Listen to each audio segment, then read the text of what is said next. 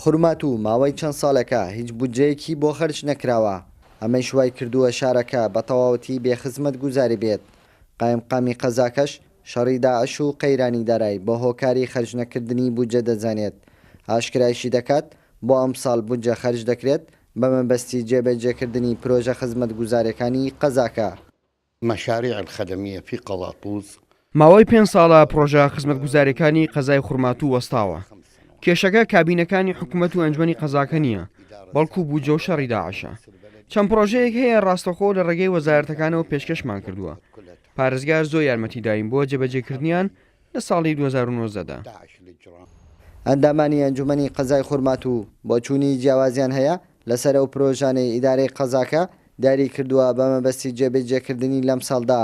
کوتلەی کوردی تێبینیان لەسرە کە مەترسیە بۆ گۆڕینی دیموکرافیای قەزاکە.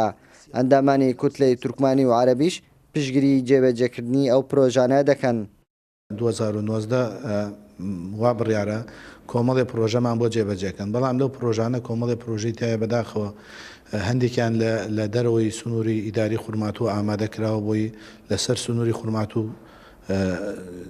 پێشکەش بکرێت و لەسەر بودجەی خورمات و پێشکەش بکرێت. بۆیە ئێمە وەکو کورد تەحەفوزمانەیە لەسەر بڕێ لە پرۆژەکان.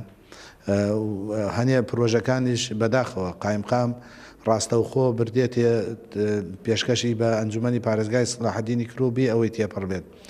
لە ڕووی یاسایە و ئەم پرۆژانە ئەوێ لە ڕووی ئەنجومەنە لە ڕێ ئەنجومەنەوە تێبپەڕێ ڕەزامەندی لەسەر بدات. قائمقام ئیستا دکتۆر حەسەن لەگەڵ پارێزگای سەلاحەدین لە کۆبنەی لەسەر مەشاریع هەموو مؤهلاتی دووس خورمات و خەدەمی جاهزە. مەشاریع پرۆژەکان دامانە، وەزع زۆر باشە، ئەڕدیەی ئیش زۆر باشە. ماوە بزان پارێزگای سەلاحەدین حقوق ئێمایدا حسەی ئێمەیە، حقوق ئەوەی کە حسەی بەڵێ حسەی لەیەکی لە ئەخزیەکانی ناوچەکانی یعنی منطقەی سەلاحەدینە، ئەمە حقوق ئێمە گەرەکمانە و ئەمە. قەزای خورمات و وەکێکێک لە ناوچە دابڕاوەکان لە جێبەجێکردنی پرۆژە خزمەت گوزارەکانیشدا مەترسی تاریبی لەسرە بە مەبەستی گۆڕینی دیموکرافیای شارەکە بە پێچەوانەی مادەی 140 دەستورەوە. کاروان حەبیب، کورد سات نیوز، خورمات و